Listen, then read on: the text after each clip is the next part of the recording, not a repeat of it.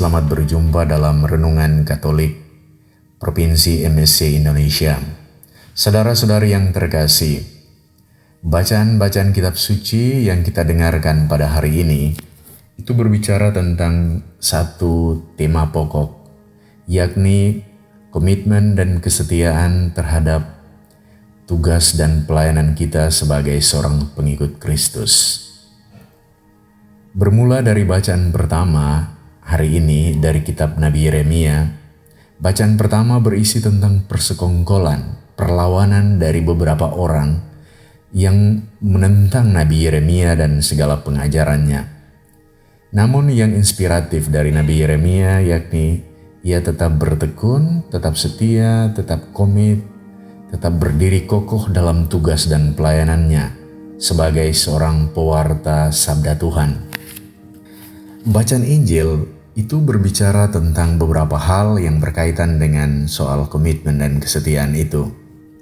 Pertama, Yesus berbicara kepada para muridnya tentang penderitaan dan penolakan yang sangat serius yang ia alami dari bangsanya sendiri, dari pemuka-pemuka agama bangsanya sendiri. Berkaitan dengan itu, Tuhan Yesus ingin mengingatkan para muridnya untuk hati-hati terhadap penyimpangan atau kesalahan penghayatan yang berpotensi melekat atau ada dalam hidup dan panggilan mereka sebagai para murid.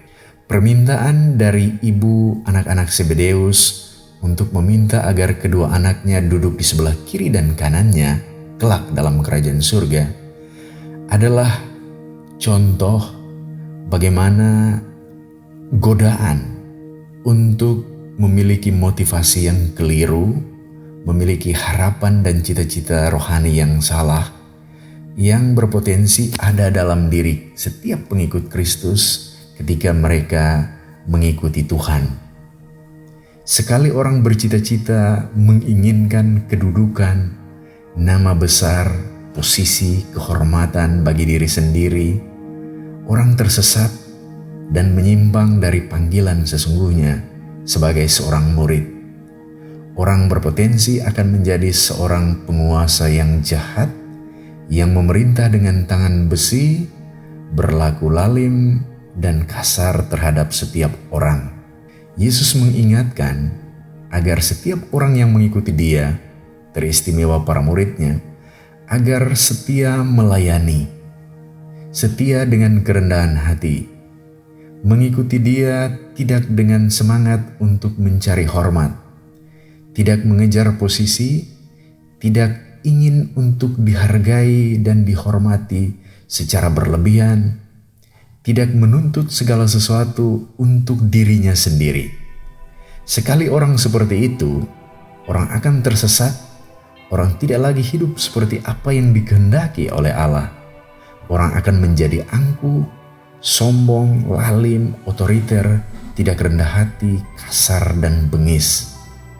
Kita mengikuti Yesus, kita mengikuti Tuhan, bukan untuk mencari pengakuan diri, untuk mengejar keuntungan diri, untuk mencari kekuasaan, untuk mencari hormat dan pengakuan,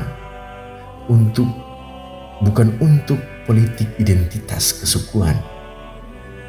Sekali kita hidup dalam semangat seperti itu, kita akan hidup dalam persaingan tanpa batas.